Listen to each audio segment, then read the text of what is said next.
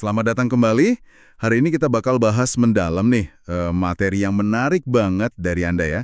Transkrip wawancara Michael Saylor soal strategi Bitcoin buat perusahaan. Gimana dampaknya? Sumber kita ini wawancara yang cukup dalam ya, di mana Saylor itu ngejelasin visinya gitu. Gimana perusahaan bisa manfaatin Bitcoin bukan cuma disimpan aja, tapi jadi bagian penting strategi keuangan. Tepat. Jadi, misi kita sekarang ini ya mengurailah apa sih inti strateginya, gimana proyeksi pertumbuhan Bitcoin dibanding katakanlah pasar saham biasa, terus gimana ini semua bisa mengubah cara pandang kita soal keuangan perusahaan. Nanti kita banyak singgung MicroStrategy MSTR ya sebagai contohnya. Oke, siap. Mari kita bedah langsung ya. Jadi apa nih langkah paling awal buat perusahaan yang katakanlah tertarik sama model perbendaharaan Bitcoin ala Saylor ini? Nah, fondasinya dulu nih. Ini penting banget kata Saylor. Bisnis inti perusahaan itu harus sehat. Maksudnya ya harus menghasilkan kas, bukan malah bakar duit. Harus profit ya intinya. Iya, harus profit dari operasi utamanya. Kalau nggak ya strategi Bitcoin ini jadi nggak kredibel kan? Terus komunikasi ke investor juga harus jelas soal proyeksi arus kas operasional, katakanlah untuk 3 tahun ke depan, biar mereka yakin gitu. Oke, masuk akal banget.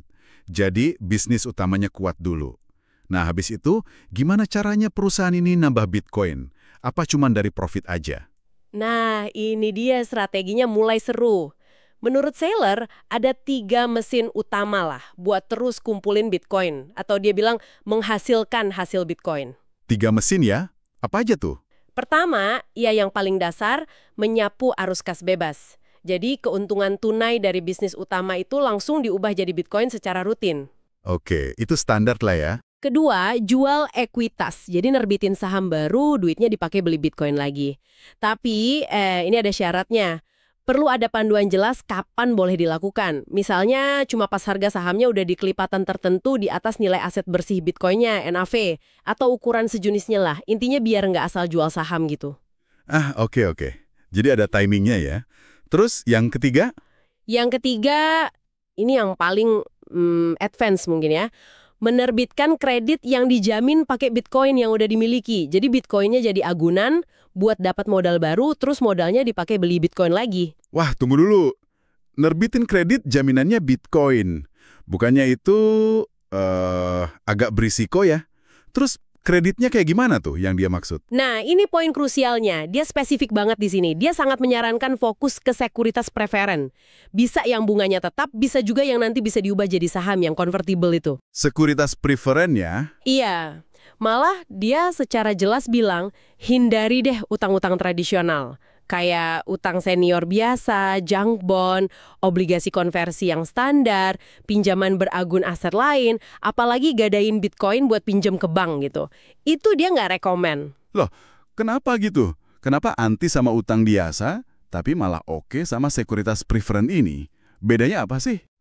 Di sumbernya nggak dijelasin detail banget ya alasan teknisnya.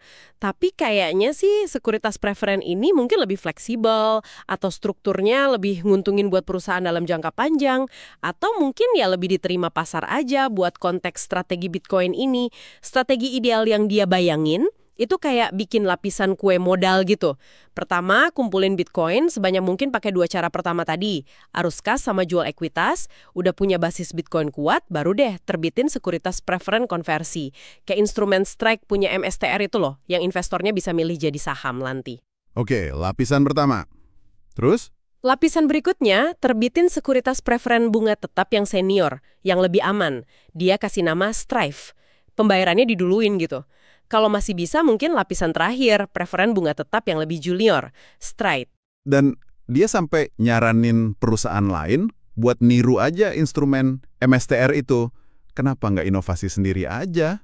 Iya loh, dia nyaranin niru. Alasannya pragmatis banget sih. Katanya instrumen MSTR itu udah teruji, pasar udah kenal, investor udah nyaman. Niru itu ngurangin risiko ngenalin produk baru yang belum tentu jalan. Kayak ikutin resep yang udah pasti enak aja gitu. Masuk akal juga sih ya. Dia bahkan punya kayak sistem rating gitu, rating informal buat perusahaan perbendaharaan Bitcoin. Bergantung seberapa banyak mereka bisa nerbitin preferen itu. Misal butuh rating 10 buat dianggap investment grade, 5+ buat nerbitin konversi, 2-3 buat yang junk. Tentu aja jumlah yang bisa diterbitin ya tergantung banget sama seberapa banyak Bitcoin yang udah mereka punya sebagai benteng modalnya. Paham. Itu kan strategi di level perusahaannya ya. Nah, sekarang kita lihat gambaran besarnya nih. Gimana pandangan Saylor soal potensi pertumbuhan Bitcoin sendiri? Dia mengaku kan kalau tumbuhnya melambat. Iya, dia jujur soal itu. Pertumbuhan tahunan Bitcoin memang secara historis melambat. Dulu banget bisa di atas 100% setahun, terus turun ke 80-an%. Nah, 5 tahun terakhir ini katanya rata-rata sekitar 55-60% per tahun. ARR ya. Lumayan juga ya turunnya. Terus proyeksinya gimana ke depan? Proyeksinya, ya tren perlambatan ini bakal lanjut. Dia perkirain dalam 20 tahun ke depan, mungkin ARR Bitcoin bakal stabil di kisaran 20%. Kenapa melambat gitu? Ada 2 alasan utama sih menurut dia. Pertama, ya hukum bilangan besar aja. Makin gede nilai total asetnya, ya makin susah cara persentase buat tumbuh secepat dulu. Itu matematika dasar lah. Oke. Yang kedua? Kedua, karena Bitcoin makin matang, makin terintegrasi ke sistem pasar modal global yang lebih luas, jadi pergerakannya ya nggak seliar pas awal-awal dulu, lebih stabil tapi ya tumbuhnya nggak segila dulu juga. Angka target 20% ARR jangka panjang itu masih kedengaran tinggi banget ya dibanding investasi biasa. Gimana dia bandinginnya? Misalnya sama S&P 500? Dia bandingin langsung, S&P 500 itu kan patokan pasar saham AS ya. Secara historis katanya cuma kasih hasil sekitar 10-12% ARR jangka panjang. Nah, Saylor ini yakin Bitcoin bakal secara signifikan ngalahin S&P 500. Targetnya ya di 18-20%, bahkan mungkin nyentuh 21% ARR. Wah, hampir 2 kali lipat S&P 500 ya. Tapi tadi dibilang risikonya lebih sedikit. Kok bisa gitu? Biasanya kan hasil tinggi, risiko tinggi juga. Gimana logikanya dia? Nah, ini dia yang agak unik. Logikanya gini, S&P 500 itu kan isinya 500 perusahaan ya. Artinya dia bawa semua resiko spesifik perusahaan-perusahaan itu. Ada resiko rantai pasok, resiko hukum, resiko politik, resiko bencana alam, resiko mata uang fiat tempat mereka operasi, macam-macam lah. Resiko mikro ya? Betul. Nah, Bitcoin, kata Saylor, itu modal murni. Nggak terikat sama satu perusahaan, satu negara, satu rantai pasok, atau aset fisik tertentu. Jadi risikonya itu lebih ke sistemik atau makro, bukan mikro, kayak perusahaan individu. Selain itu, dia juga nekenin keunggulan operasional Bitcoin. Anda bisa beli, jual, long, short Bitcoin kapan aja.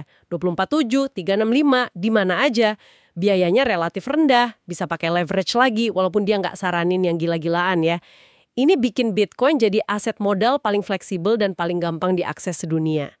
Dia lihatnya kayak indeks moneter global gitu, tapi objektif, diatur matematika bukan keputusan komite kayak S&P 500. Oke, jadi karena lebih murni dan fleksibel, nilainya bakal terus naik ngalahin yang lain gitu. Datangnya dari mana kenaikan nilai itu? Kok bisa semua jalan ke Bitcoin? Nah, ini pandangannya yang luas nih. Menurut dia, nilai Bitcoin itu bakal didorong sama berbagai tren global. Bukan cuma karena bank sentral cetak uang terus, atau karena teknologi makin canggih, tapi juga dari hal-hal kayak ketidakpastian global, konflik, perubahan tatanan dunia, bahkan kemajuan AI dan robotika. Wah, semua hal dong. Teorinya gitu. Semua nilai baru yang tercipta dari kemajuan atau perubahan global ini, ujung-ujungnya bakal cari rumah yang paling aman, paling efisien, paling global. Dan menurut dia, yaitu Bitcoin. Jadi, mau kondisi dunia lagi bagus atau lagi kacau, katanya sih aliran dana akhirnya bakal ke Bitcoin juga. Menarik banget cara pandangnya ya.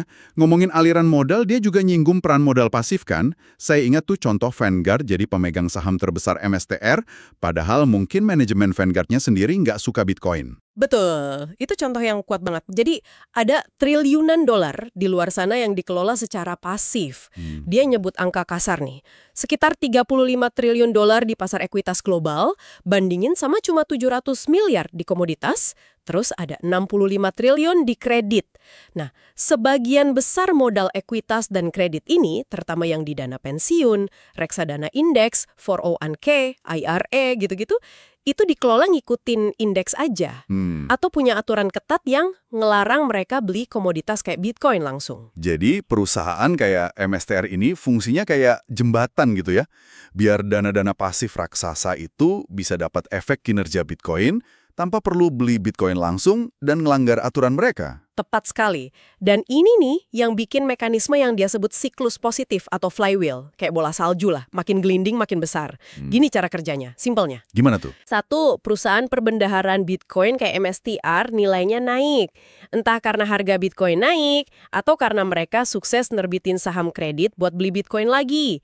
Dua, karena nilainya naik, bobot sahamnya di indeks pasar, misalnya Russell 2000 buat MSTR, jadi ikut naik juga. Tiga, nah dana-dana pasif yang wajib ngikutin indeks itu secara otomatis harus beli lebih banyak saham perusahaan ini biar portofolionya seimbang sama indeks. Ini datengin duit baru ke perusahaan. Otomatis ya? Iya, otomatis. 4, pakai model baru ini, perusahaan bisa nerbitin lagi saham karena valuasinya lagi tinggi atau kredit karena jaminan Bitcoin-nya makin banyak. 5, duitnya dipakai beli Bitcoin lagi. 6, nilai perusahaan dan bobotnya di indeks naik lagi. Terus agak muter gitu, bola saljunya makin gede, narik lebih banyak modal pasif lagi. Wah, gila juga ya efeknya. Ini kan kebalikan banget sama yang dilakuin banyak perusahaan gede lain ya, yang malah sibuk buyback saham sama bagi dividen. Persis, itu pelamatan dia. Banyak raksasa teknologi, bank besar, itu fokusnya malah balikin modal ke pemegang saham, lewat dividen gede, buyback agresif. Secara fundamental, ini kan ngurangin modal di perusahaan, nurunin kapitalisasi pasar efektifnya, dan pelan-pelan ngurangin bobotnya di indeks pasif. Jadi siklusnya berlawanan. Satu nyedot modal masuk, yang lain malah ngeluarin modal. Oke, paham banget soal siklus ini. Nah, sekarang Anda ini ada CEO dari salah satu raksasa teknologi, Mach7 lah katakan, datang ke seller minta saran. Kita tertarik nih sama Bitcoin, bagusnya gimana ya? Apa kira-kira jawaban seller? Dia ngasih 2 skenario nih, beda banget. Tergantung satu hal penting, seberapa gede kuasa si CEO di perusahaannya. Oh, tergantung CEO-nya ya? Iya. Skenario pertama, pendekatan agresif. Ini kalau mau hasil ekonomi paling maksimal. Tapi syaratnya, CEO-nya harus kuat banget. Berani, mungkin kayak pendiri yang masih pegang kontrol mayoritas. Dia kasih contoh hipotetis kayak Zuckerberg di Meta gitu. Terus sarannya apa kalau CEO-nya kayak gitu? Sarannya, langsung all in ke standar Bitcoin. Semua kelebihan kas, ubah jadi Bitcoin. Stop dividen, stop buyback, ganti semua sama program beli Bitcoin rutin. Bahkan terbitin utang dalam bentuk sekuritas preference tadi buat ngebut beli Bitcoin. Kata seller, kalau perusahaan segede itu berani gini, potensi untungnya bisa triliunan dolar. Gila, triliunan ya? Itu skenario pertama. Terus yang kedua? Skenario kedua, pendekatan bertahap. Nah, ini yang jauh lebih realistis buat kebanyakan perusahaan publik gede. Yang CEO-nya lebih kayak manajer profesional, harus jawab ke dewan direksi, ke pemegang saham. Di sini pendekatannya lebih hati-hati. Gimana tuh hati-hatinya? Mulai dari alokasi kecil dulu. Misalnya, 5% aja dari kas atau aset neraca, masukin ke Bitcoin. Tes ombak dulu, lihat reaksi pasar gimana, investor gimana, kalau bagus, baru naikin pelan-pelan. Mungkin target jangka menengahnya 25% atau 50%. Dan yang penting, jangan langsung stop dividen atau buyback yang udah biasa diterima investor. Cukup ganti rencana kenaikannya aja. Misalnya, biasanya dividen naik 5% setahun, ya tahun ini nggak usah naik, tapi dana kenaikan itu dialihin buat beli Bitcoin. Hasilnya mungkin nggak sedahsyat skenario pertama ya, paling miliaran atau puluhan miliar dolar. Tapi risikonya jauh lebih kecil dan bisa bangun dukungan pelan-pelan. Nah, ada ironi ya di sini soal siapa yang paling mungkin ngelakuin ini. Betul banget. Ironisnya, kata Saylor, justru perusahaan yang paling gede, paling stabil, paling sukses kayak Mach7, bank raksasa, itu secara finansial mereka yang paling nggak butuh Bitcoin buat bertahan hidup. Iya juga ya. Nah, karena prioritas mereka itu jaga stabilitas, hindari kontroversi, nyenengin pasar jangka pendek, ya kemungkinan besar mereka malah yang paling ragu, paling lambat buat ambil langkah radikal gini. Padahal potensi untung absolutnya paling gede di mereka. Jadi peluang adopsi yang lebih cepat mungkin malah datang dari perusahaan lapis kedua atau ketiga, yang ngerasa lebih banyak potensi untung relatifnya, dan risiko reputasinya lebih kecil kalau mau coba inovasi. Masuk akal. Oke, sekarang kita ngomongin sisi gelapnya sedikit deh. Resiko.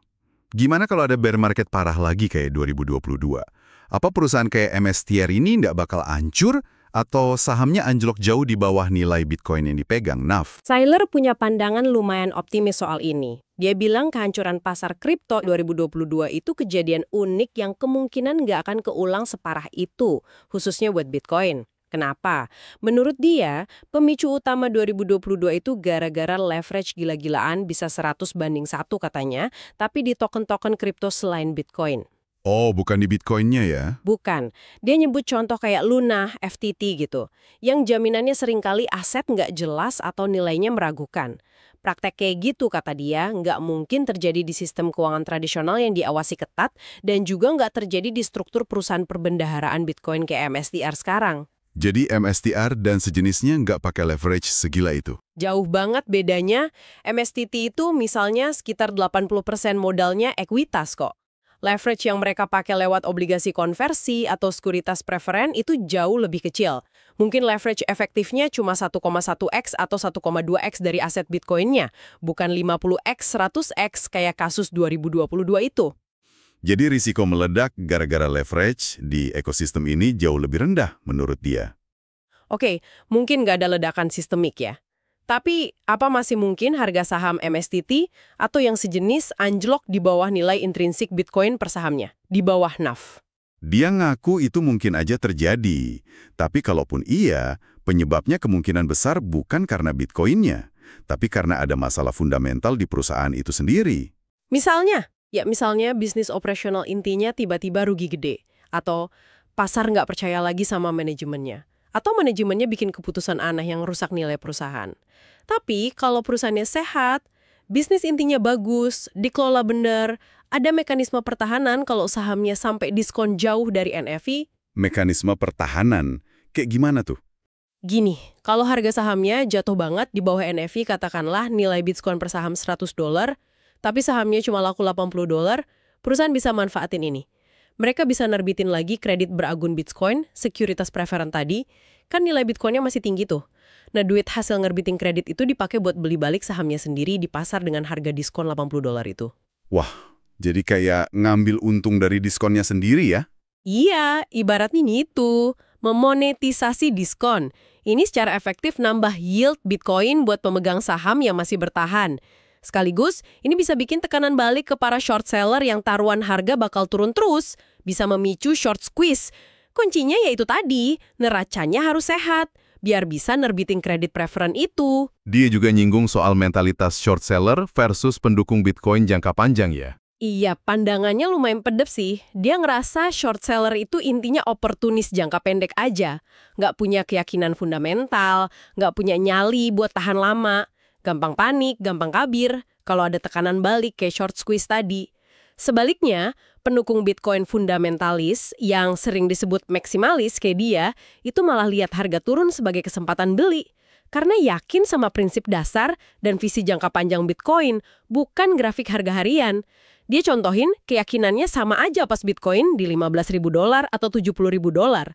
Mentalitas beli pas diskon ini, menurut dia, jadi pertahanan alami dari tekanan jual panik. Nah, ini nyambung ke salah satu poin dia yang paling radikal nih, mungkin paling penting ya. Kritiknya terhadap teori dan praktik keuangan korporat modern. Betul banget. Ini mungkin inti dari argumen jangka panjang dia. Dia secara fundamental nantang cara kita diajarin menilai perusahaan selama ini. Dia bilang, dasar valuasi ekuitas dan kredit sekarang ini yang terlalu fokus ke prediksi arus kas masa depan dalam mata uang fiat dari perusahaan yang seringkali aset di neracanya nggak seberapa itu keliru. Perlu dirombak total. Loh, jadi menurut dia valuasi harusnya gimana? Bukan dari arus kas. Dia usulin perlu teori keuangan korporat baru yang fokusnya ke aset. Nilai ekuitas perusahaan itu harusnya dinilai terutama dari aset apa aja yang dia punya, baik fisik maupun digital, dan gimana potensi pertumbuhan nilai aset itu. Sementara nilai dan keamanan utang harusnya dinilai dari kualitas dan kuantitas aset nyata yang jadi jaminannya. Bukan cuma janji manis arus kas masa depan yang belum pasti. Ini benar-benar muter balik logika buku teks keuangan puluhan tahun. Dan Bitcoin jadi semacam kunci pembuka gitu buat model baru ini. Persis. Karena Bitcoin itu aset digital pertama yang langka, bisa diverifikasi global, gampang dijadiin jaminan lintas negara, dan bisa bikin instrumen keuangan baru yang dulu nggak kebayang. Contoh paling nyata ya sekuritas preferen perpetual tanpa jatuh tempo yang bisa dijual langsung ke pasar kapan aja, at the market atau ATM yang MSTR bikin itu. Kemampuan buat terus ngisi ulang modal pakai jualan sekuritas ini, yang dijamin aset digital yang dipegang sendiri sama perusahaan, itu inovasi finansial kuat banget menurut dia. Dia ngerasa akademisi, praktisi keuangan tradisional, itu ketinggalan banget. Masih kejebak konsep lama dari buku teks jadul. Dia malah kritik keras apa yang dianggap praktik terbaik sekarang. Kayak bank gede, leverage tinggi, tapi malah rajin buyback saham sama bagi dividen gede. Itu katanya tindakan bunuh diri finansial pelan-pelan di era modal digital ini, karena terus ngeruk basis modal perusahaan. Jadi ini bukan cuma soal pro Bitcoin ya, tapi lebih kayak seruan revolusi cara mikir soal nilai perusahaan secara keseluruhan. Tepat sekali, dia nyeru buat nulis ulang buku teks keuangan korporat buat apa yang dia sebut standar korporat Bitcoin. Klaimnya berani banget. Di era modal digital ini, semua yang Anda tahu soal keuangan korporat tradisional salah, semua yang tertulis di buku teks salah, semua yang diajarkan di sekolah bisnis salah. Wah, nantang status quo banget. Oke, jadi kalau kita coba rangkum nih pembahasan mendalam kita dari wawancara Michael Saylor ini ya, kita lihat ada strategi berlapis buat perusahaan yang mau serius sama Bitcoin, bukan cuma nyimpen doang. Terus ada proyeksi pertumbuhan jangka panjang yang ambisius banget ya, didukung argumen resiko lebih rendah dan keunggulan operasional dibanding aset biasa. Iya, lalu ada mekanisme bola salju dari modal pasif yang potensinya kuat banget. Dan yang paling dasar, tantangan radikal buat mikir ulang seluruh fondasi teori keuangan korporat itu sendiri. Benar. Jadi poin kuncinya bukan cuma beli Bitcoin aja ya, tapi gimana ngintegrasiin secara aktif ke mesin finansial perusahaan. Pakai arus kas, ekuitas, utang strategis buat terus nambah Bitcoin. Dan bahkan pakai aset ini sebagai dasar buat bangun paradigma keuangan baru yang nantang model lama. Persis, itu intinya. Nah, sebagai penutup nih, ini mungkin sesuatu buat Anda renungkan di rumah. Kalau model keuangan korporat berbasis aset yang diusulin Saylor ini beneran lebih unggul dalam jangka panjang, apa keunggulannya cuma berlaku buat aset digital unik ya Bitcoin aja? Atau jangan-jangan ini sinyal pergeseran yang lebih luas tentang gimana kita seharusnya mulai menilai semua jenis perusahaan di abad 21 ini, di mana aset tak berwujud, data, jaringan, aset digital lain itu makin dominan dalam ciptain nilai, jauh ngalahin aset fisik atau arus kas fiat tradisional. Menarik buat dipikirkan ya. Terima kasih sudah menyimak eksplorasi kita hari ini. Sampai jumpa di pembahasan berikutnya.